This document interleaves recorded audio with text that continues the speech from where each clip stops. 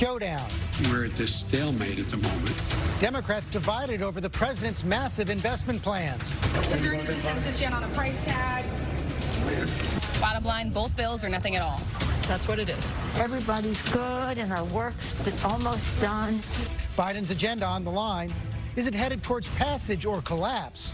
What are the consequences for the party and the country? Questions this week for House Speaker Nancy Pelosi, a This Week exclusive. Booster shots. I did not overrule an advisory committee. This was a scientific close call. The CDC director greenlights a third Pfizer shot for those 65 and older and frontline workers. When will everyone be eligible? And when will we see a vaccine for all children? Pfizer CEO Albert Bourla joins us live. Plus, the DHS whistleblower who accused Trump officials of downplaying Russian interference and the terror threat from white supremacists, Brian Murphy, joins us live in his first network interview. And we're saying to the president and everybody else, you got to stop this madness. It's outrageous. I promise you those people will pay. The president under fire over the migrant crisis on our borders. That and all the week's politics on our Powerhouse Roundtable. From ABC News, it's This Week. Here now, George Stephanopoulos. Good morning and welcome to This Week, a week that may be make or break for President Biden's ambitious agenda. More than $1 trillion for infrastructure investments, another $3 trillion plus to address climate change, child care, education, and more. All this as a government shutdown looms on Friday, plus the prospect of America defaulting for the first time in history if Congress does not soon authorize government borrowing to pay past debts. At the center of it all, House Speaker Nancy Pelosi, who joins us this week from the Capitol. Good morning, Madam Speaker. Good morning, George. Thank you for the opportunity to be with you today. So I just laid out a pretty daunting list right there. You've called the next few days a time of intensity for Congress. Have you ever faced a challenge with so much at stake? Every time we face a challenge, you say it's an historic challenge, whether it's passing the Affordable Care Act or other legislation that we passed in the previous administration. It's all the wonderful legislative process that we have. But I thank you for calling this President Biden's agenda, because that's exactly what it is. This is the vision of the president, and he has said that while he wants to pass the infrastructure bill, and we will, he will not confine his vision for the future to just that bill, that it had to be about building back better. And building back better has the support of over 95% of our caucus. So when you say Democrats divided, no, they're overwhelmingly, I've never seen actually over 95% of the caucus just about for anything. There are some who disagree, and I respect that about the size of the package, and so some in the Senate, a couple in the Senate as well, and we have to find our common ground, respectful of each other's views. But this isn't about moderates versus progressives. Overwhelmingly, the entirety of our caucus, except for a few whose judgment I respect, support the vision of Joe Biden, and we will make progress on it this week. So make progress, not necessarily pass. You said you have support of 95% of Democrats. The problem is you need 98 or 99% to pass the bills. And I know you said the infrastructure bill is going to pass, but the leader of the Progressive Caucus in the House, Jamala Prayapal, is balking. She said on Friday that voting on this bill tomorrow is an arbitrary date, adding that more than 50 members will vote no if you first don't have agreement on the broader social investment bill. So are you confident these progressive members are going to vote yes, even though she says no? What? Let me just say we're going to pass the bill this week. I promised that we would bring the bill to the floor. That was according to the language that those who wanted this to be brought to the floor tomorrow wrote into the rule. We will bring the bill to the floor tomorrow for consideration. But you know, I'm never bringing a bill to the floor that doesn't have the votes. And I think any time you put an arbitrary date, well, remember when the Republicans said they were going to overturn the Affordable Care Act on the anniversary of the Affordable Care Act? I knew right then and then they were doomed. You cannot choose the date. You have to go when you have the votes in a reasonable time, and we will. And I do believe that we will do. First of all, let me just say it's an eventful week. First of all, we have to make sure, just chronologically, we have to make sure we keep government open, and we will. Second of all, we have to honor the vision of President Biden, and we thank him for his leadership and his courage putting forth such a bold package. In order to move forward, we have to build consensus. It's not winners, losers. It's bring people together, and that's what we always do in the Democratic Party. And what President has put forth will create many, many more good-paying jobs, especially in terms of addressing the climate crisis, which has not been fully addressed in the infrastructure bill. It will lower costs for families by lowering the cost of prescription drugs for seniors and healthcare costs across the board. It will give one of the largest tax cuts for the middle class with the Biden child tax credit, and it will be paid for by making everyone pay their fair share. Lower cost, tax cuts, paid for, more jobs for the American people. The question is, can you get everybody to agree to that? If I heard you correctly, you're saying the vote will not necessarily be tomorrow on the infrastructure bill. You're going to put it up when you have the votes to pass it. Yeah, it may be tomorrow. It may be tomorrow, but right. But let me just say, in order to get the votes to pass it, it sounds like you're going to need agreement on the broader social investment bill. Absolutely. You're right. You're absolutely and so that is going to happen this week as well? Well, we're let me just say, we're prepared. We're ready. Yesterday, the Budget Committee passed out the Build Back Better legislation at the full $3.5 trillion. That was the number that was sent to us by the Senate and by the President. Obviously, with negotiations, there'll have to be some changes in that. The sooner, the better, so that we can build our consensus to go forward. And we will do that. The American people need that to happen, and that's the overwhelming for the people agenda. The holdouts in the Senate, of course, everyone knows Joe Manchin, Kyrsten Sinema, at least those two. Joe Manchin says $3.5 trillion is way too much, and it doesn't necessarily have to pass this year. Kyrsten Sinema says she's not going to support any increases in income taxes or corporate taxes. Have you made progress on those issues? It doesn't sound like it. Well, Chuck Schumer and I and Secretary Yellen the other day came forward in a press event and said that we had reached a framework of agreement. People said, well, what are the specific? Well, we'll see what we need. We'll see how the number comes down and what we need in that regard. But we have agreed on an array of pay-fors in the legislation. This will be paid for. So when some say, oh, well, what about inflation? It will be paid for. And that's the beauty of it, by having those in our economy and society who have not paid their fair share, paying their fair share. So again, the Senate and the House, those who are not in full agreement with the president's rate, let's see what our value, let's not talk about numbers and dollars, let's talk about values.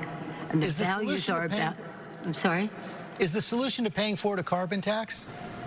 There's an array of issues that are there. I'm not going to be, let's see what we need to have. And there are those who have suggested that. So when I say we're ready, we've investigated, or shall we say, documented everything that we need to be ready with legislative language to go forward. And I'm very excited about the hard work that everybody did. We stayed on schedule. They said you couldn't do it by September 15th. We did. We have our Budget Committee yesterday taking the work of the committees and putting it forward. We've been carefully trying to see what could be birdable. You know, in the House, I'm used to negotiating with the White House or among ourselves and with the Senate, but to negotiate we don't negotiate with a parliamentarian. She will make judgments about something that might violate the Byrd Rule or provisions of privilege, whatever that is. And that's a bath that legislation has to take. So all of these things are in place. We're trying to get them be as ready as possible. We are ready on our side. We just have to see how quickly the parliamentarian can operate. I know the Budget Committee passed a resolution calling for $3.5 trillion, but it sounds like you acknowledge that the final number is going to be somewhat smaller than that. Yeah. I mean, that seems self-evident. That seems self-evident. And so it's not just, we have some, shall we say, bird bath, privilege, kinds of things. It's legislation. So the fact is that this is the excitement of it all. It's just in real time, and exploitation of a few people not in agreement being called a division in the Democratic Party. everybody overwhelmingly, and I think even those who want a smaller number, support the vision of the president. And this is really transformative. It's transformative for women when you think about child care and child tax credit and family medical leave and universal pre-K and home health care. How much in agreement are we on that? When you talk about the climate crisis, which we have a responsibility, again, to the children, but to our faith to protect God's creation, this planet, how much do you want to spend on that? So that, adding up what our priorities are, should take us to a number where we find common ground. Can we shorten the time or some other things to make the number smaller? That's our discussion now, but we're ready for it. You said the government is going to stay open. Are you as confident that the government is going to avoid default? Because Republicans have made it very clear they're not going to provide any votes. Isn't that irresponsible beyond words? The full faith and credit of the United States should not be questioned. That's in the Constitution of the United States, 14th Amendment.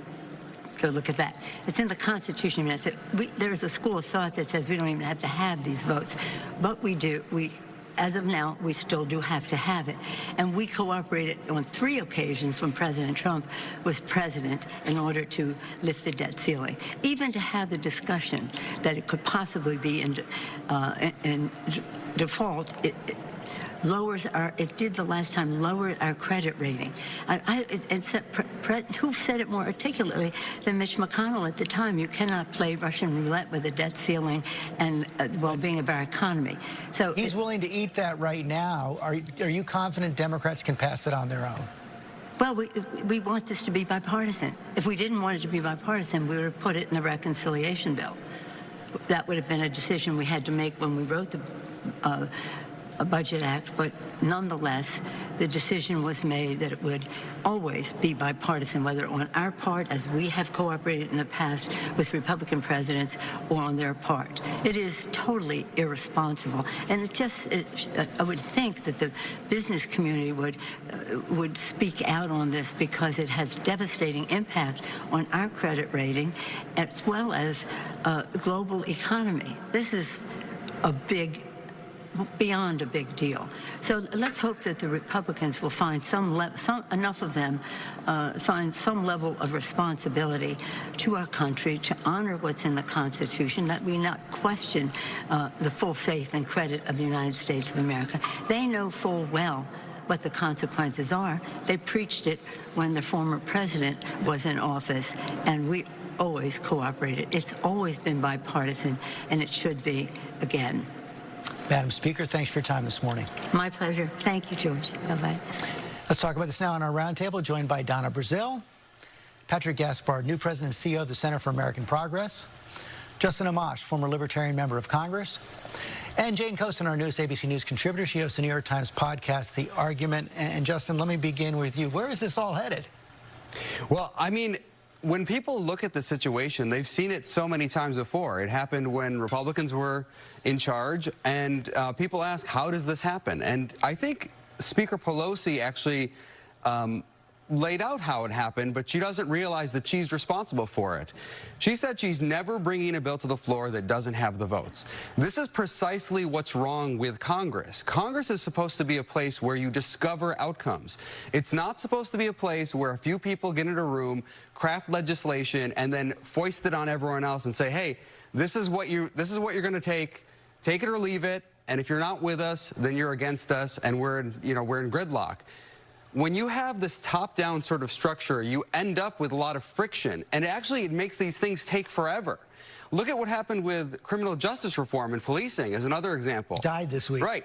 And that's an issue where if they had put bills on the floor, if the Speaker had put bills on the floor or a bill on the floor and had a robust amendment process, not just a bill, but a robust amendment process, let people be a part of the process, then whatever comes out of it is the will of the body. And that's the will of the people as reflected through their representatives. That's the way it's supposed to work. It could be a recipe for gridlock or everything going down. Well, look, I think the future of America rests on the shoulders of the Democratic Party. And I never thought I would say that. And I'm not saying that because I'm a Democratic Party strategist or former chair of the party or a Democratic party organizer. It is because the Democrats are the ones who are putting forward their ideas. They're taking these ideas through the committee process. Every committee in Congress this past week, Ed and Labor, Natural Resources, Transportation Infrastructure, they all held hearings on parts of the Build Back Better agenda. And because the Democrats are willing to put the sausage before the American people don't like what the sausage look like, trust me. But they want to see the results. So the future of this country rests on the shoulder of Democrats, and they have to show leadership, backbone. The Republicans are whipping against the infrastructure bill, an infrastructure bill that had 19 Republican senators, very conservative ones, I might add. And they're whipping against something that will help the American people. So my message to my Democratic friends, focus on the people. Stop this process. Stop this polling conversation. Stop this personality. Because as you all know, without different notes, everybody can sing a different tune. But you can't get a harmony. But you're also getting intra-democratic pressure. It's like a football team that starts fighting with itself. And I've seen that before, and it ends poorly. But you're seeing Senator Sinema saying that she won't support any income or corporate tax increases. You're seeing the most pressure going on Senator Sinema and Manchin. This is, I think, the result of the Democratic Party becoming a bigger tent than they perhaps ever expected. So you're having progressives and moderates fighting with each other, and you're not actually getting that much grassroots pressure from conservatives. Conservatives in the states are going to school board meetings to yell about masks and comparing themselves to Rosa Parks. They're not. This isn't like the Tea Party. It's like if the Tea Party was really focused on, I don't know, the MTV VMAs or something. Patrick, it is true that Republicans are feeling no pressure whatsoever to cooperate, even on the debt limit. You saw what the Speaker tried to do there, but they're perfectly comfortable standing pat. They are, and there's a sense that they could actually pay a steep price for this next year. There's no doubt that Democrats are at a significant disadvantage if you look at the math for 2022. But if this party, the Republican Party, continues to be completely co-opted by its Trumpian right, there could be consequences for them, as we saw in California, where Gavin Newsom overperformed in that recall precisely because of that. But can I just, Jane, if I could for a second, everything old is new again. We've had these kinds of disagreements when we're trying to get big legislation done, and there are so many people who have gone bankrupt, placing really bad bets against Nancy Pelosi's ability to get big things done. Donna's right. This has been a long, deliberative process, Justin, and it's arrived here at a point where it's clear that $3.5 trillion package will not pass as it currently exists. Clearly, however, yeah. That's clear. However, Democrats have to understand that doing nothing is not an option here. They've got to get something done. There will be compromise. There will be negotiation. But if you're Terry McAuliffe and you're sitting in Virginia and you've got an election coming in November, you understand that right now this one for Democrats is like the trade deadline in baseball. You got to decide now if you're going to go all in order to win something. I want to put that question to Justin. You have some experience being kind of an outlier among the caucus. You're a libertarian. You've often voted with the Republicans. We're often taking them on as well. Talk about the politics of Joe Manchin and Kyrsten Sinema. Do you think they believe they believe that they have a responsibility to pass this, or are their politics better to strike an independent profile in their state? I think they're standing up for what they believe in terms of their own situation. And I don't see anything wrong with that. This is what drives me crazy about Congress. We're supposed to send these 535 members of Congress to represent us. And they're not supposed to just go and take their instructions from leadership and follow the leader. They're supposed to go there and represent their constituents. And the reason there's so much focus... Well, it's a balance, right? They're supposed to represent their constituents and do what they think is right. The reason, yes, absolutely. They have to follow the Constitution first and foremost. I mean, that's their oath. But the reason there's so much focus on Manchin and Sinema is because we don't have any focus on anyone else. There's no one else participating in the process. Well, they also seem to be representing their constituents. Like, let's be real here. Nobody else, no other Democrats are going to be winning in West Virginia for the foreseeable future. And we've seen Kyrsten Sinema be very successful in a reddish, purplish state. I think that's one of the challenges here, is that we send, because of the nationalization of politics, which is a hobby horse of mine, we send people to Congress and are stunned when they do not act like the National Party would have us believe. But what the National Party looks like is complicated. Like, not all Republicans look like Steve Scalise, and not all Democrats are going to be voting Let's be clear. We don't have a MAGA crowd. inside the Democratic Party. It's not MAGA. No. Joe Manchin and Kyrsten Sinema are good Democrats. They're good senators. They represent their states. And that's why when I hear people complaining about the progressives, I say they're good Democrats, they're good Americans, they're representing their districts.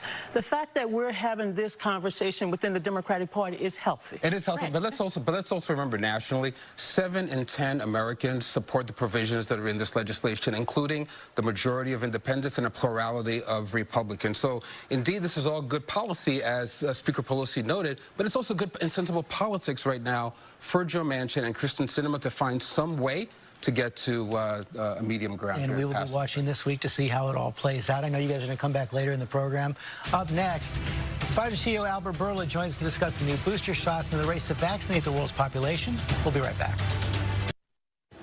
As CDC director, it's my job to recognize where our actions can have the greatest impact. Had I been in the room and on the committee, I would have voted yes. And that is reflected in my resulting decision to allow the use of Pfizer-BioNTech COVID-19 booster dose for those 18 and older at high risk of COVID-19 exposure and transmission because of occupational and institutional exposure. CDC Director Rochelle Walensky announcing on Friday that the Pfizer booster shot is now cleared for older adults, those at high risk, and frontline workers. Big questions now about who else should be eligible, what's next for children under 12, and how this will impact the course of the pandemic. And here to take those on, the Chairman and CEO of Pfizer, Dr. Albert Bourla. Dr. Bourla, thank you for joining us this morning. I know Pfizer believes that the booster is safe for every eligible American right now. Did the CDC go far enough? I think that it is the responsibility of the CDC and of the FDA to assign the policies. Clearly, there were people that were thinking that maybe it is time to go broader, and there were other people that they were thinking that it's not really the time to go broader.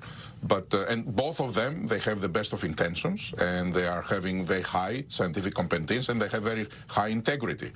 At the end of the day, I think the decision that they made is a very good one, I think, and we are looking forward to be able to vaccinate all these vulnerable people so that we can put an end to this pandemic. The World Health Organization reiterated this week that now is not the time for widespread rollout of booster shots. Instead, they said wealthier nations should focus on getting more first shots to countries with low vaccination rates. Your response to that? I think it's not right to decide if you're going to approve or not boosters based on other criteria other than if the boosters are needed. And I think it is also not the right thing to try to resolve it with an or when you can resolve it with an and. It's not shall we give boosters or give primary doses to other people. I think the answer should be let's give both boosters and doses to other people. And this is the way why we have invested so hard, and we've put all our scientists and engineers to work hard so that they can produce enough doses for all. Right now, by the end of this month, we will have produced 2 billion doses. And by the way, 500 million of these doses already will have gone to middle and low-income countries. In the remaining of the year, we will produce an additional billion doses, so total of 3. And 1 billion of these doses will have gone to low and middle-income countries. That will not change because of the approval or not of boosters. Many experts say you should be doing more, including Tom Frieden, the former CDC director. Here's a tweet he put out this week. He said, while focusing on selling expensive vaccines to rich countries, Moderna and Pfizer are doing next to nothing to close the global gap in vaccine supply. Shameful, he says. He believes you should be waiving intellectual property to speed vaccine distribution. Is that a good idea? No, it's not. I think the intellectual property is what created a thriving life sciences sector that was ready when the pandemic hit. Without that, we wouldn't be here to discuss if we need boosters or not, because we wouldn't have vaccines. And also, we are very proud of what we have done. I don't know why he's using these words. We are very proud. We have saved millions of lives with the work. But is there more you could be doing now? Vaccine. But is there more you could be doing? I think always there are more that you can do, but I want to make sure that we all understand what we are doing right now. And what we are doing right now, in order to have vaccine available everywhere, the first one is that we need to have a vaccine, because now it is considered given. But 10 months ago, Nobody thought that we would be able to do it. I think we are going to submit this data pretty soon. It's a question of days, not weeks. And then it is up to FDA to be able to review the data and come to their conclusions and approve it or not. If they approve it, we will be ready with our manufacturing to provide this new formulation of the vaccine, because the vaccine that the kids will receive, which is 5 to 11, it is a different formulation. It is almost not almost, it's 1/3 of the dose that we are giving to the rest of the population. Finally, Moderna's CEO said this week that the pandemic is on course to be over in about a year. Do you agree with that? I agree that within a year, I think we will be able to come back to normal life. I don't think that this means that variants will not be continue coming, and I don't think that this means that we should be able to live our lives without having vaccinations, basically.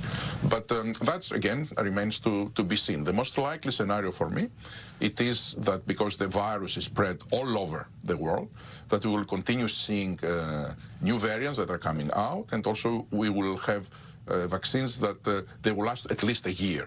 And I think the most likely scenario is annual revaccinations. But we don't know, really. We need to wait and see the data. Dr. Bourla, thank you for your time this morning. Oh, it was a great pleasure speaking to you, George, and we are sharing common heritage, so it was yes, we certainly do. An honor to talk to you. Honor for me as well. Thank you very much. Coming up, he's one of the highest-ranking whistleblowers in the history of American intelligence. Homeland Security veteran Brian Murphy joins us live for his first network interview. That's next. Serious and credible allegations emerged that senior officials at DHS had engaged in efforts to politicize intelligence assessments and sought to downplay the threat posed by white supremacist violence. It may seem that the whistleblower has some credibility problems. So here we go again, indulging the Democrats' dream that they'll find the holy grail of scandals that finally gets rid of Trump. There you see the House Intelligence Committee reacting to a whistleblower complaint from Brian Murphy, a top Homeland Security official who accused Trump appointees of manipulating intelligence to help Trump in 2020. Murphy retired from the agency Friday after more than 2 decades of public service, and he joins us now for his first network interview. Thank you for coming this morning. As I said, you spent more than 2 decades as a public servant. You're a Republican who voted for Donald Trump in 2016. Why did you become a whistleblower? Sure. Thanks for having me. I appreciate the opportunity. I think I became a whistleblower because when I arrived at DHS in 2018, from the outset, everything that I had stood for, all the, finding objective truth when I was in the FBI and serving in the Marines and serving the American public, was quickly told to me that's no longer acceptable. And, How so? I heard on the intake there that, it was I have a credibility problem, and I want to explain some of that right now. So in 2018, I issued my first whistleblower complaint. It was only 6 months after I arrived. I think that's often missed. From the outset, there were 3 things that I was told that we would look to manipulate intelligence on and bend the truth about. And I told them up front that I wasn't going to do it. What are the 3 things? So the 3 things were Russian disinformation as it related to the president. The second was the southwest border. And the third was white supremacy. Those were 3 issues that I was, there was intense pressure to try to take intelligence and fit a political narrative. And right from the outset, I had a target on my back, because that objective truth. So take us inside let's take one example. Take the issue of the Russian disinformation, as you say. How would that work? What were you finding? What were they trying to get you to say? Sure. So, it's out now in the public domain, but I'll just go back a little bit to give an example. In 2020, late 2019, early 2020, it was highly classified that President Putin had ordered all of the Russian services to denigrate the Democratic candidates and support then President Trump. So there was a push on across government at the senior levels, the cabinet officials, to do everything possible to stifle anything, to get anything out to the American public or to our overseers in Congress. About that interference. About that interference. They did not want the American public to know that the Russians were supporting Trump and denigrating the what would soon be President Biden. How about downplaying the threat of white supremacists? Absolutely. After Charlottesville, It became a third rail issue, if you would, within the department to talk about white supremacy in any meaningful way. I disagreed with that. I made that known to my superiors. And like I said, I issued two complaints, IG complaints detailing what was happening in the department well before 2020 occurred. And even when 2020 came along, I think the whistleblower complaint that I'm better known for, I had no intention for that to become public. That was leaked by somebody. I don't know who did it. It was my intent to work within the system to protect classified information. That's what the whistleblower process is set up for, and that was my intent. As you know, your critics are saying you do have a credibility problem. Chad Wolf, who was the head of Homeland Security, acting head under President Trump, said your claims are patently false. He went on to say this. I removed or reassigned Mr. Murphy at the beginning of August for a very specific reason. I had received credible allegations that he abused his position, he abused his authority, and possibly violated numerous legal requirements when he personally directed the collection of information on U.S. journalists. He's talking about the collection of information during the Portland riots. Your response? Sure. So I appreciate the question. That's absolutely not the case. I've sworn under oath twice now, to Congress and to the Inspector General's office, and I'm prepared to appear at any time to tell you unequivocally at no time was I aware or direct anybody in my organization to collect information on journalists. What did happen was Portland was a very chaotic situation. We were collecting information, open source information available, people put things out on Twitter, Facebook, etc., primarily about violence. We weren't collecting information on reporters. We weren't collecting information on First Amendment protesters. It was about violence. And in there, we have a very structured way to collect information about leaked information or whether it's classified or not. A lot of oversight went into it.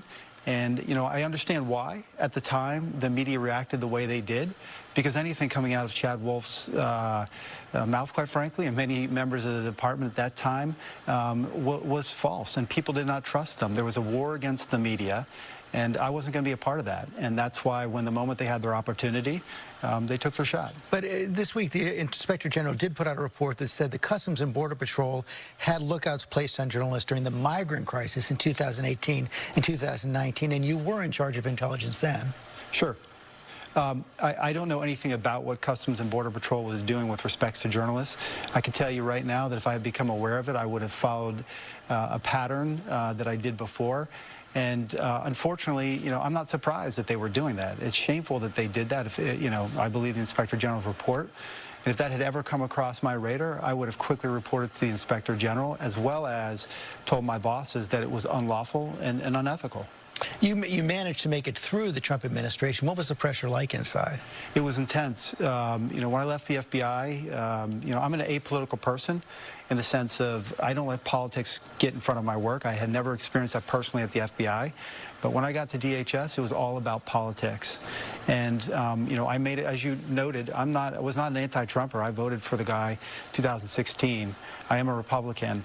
But that doesn't come in front of my obligation to use the truth as a North Star, to follow where it goes. And in the intelligence profession, that's the sacred part of it, is to put out the truth regardless of what it says. President Trump is making moves to run again, perhaps in 2024. In your view, what would that mean for the intelligence community and the country? I think it would be a disaster. I think he has denigrated, he's put out the intelligence community. He's puts out disinformation. And that's an existential threat to democracy, and he is one of the best at putting it out and hurting this country.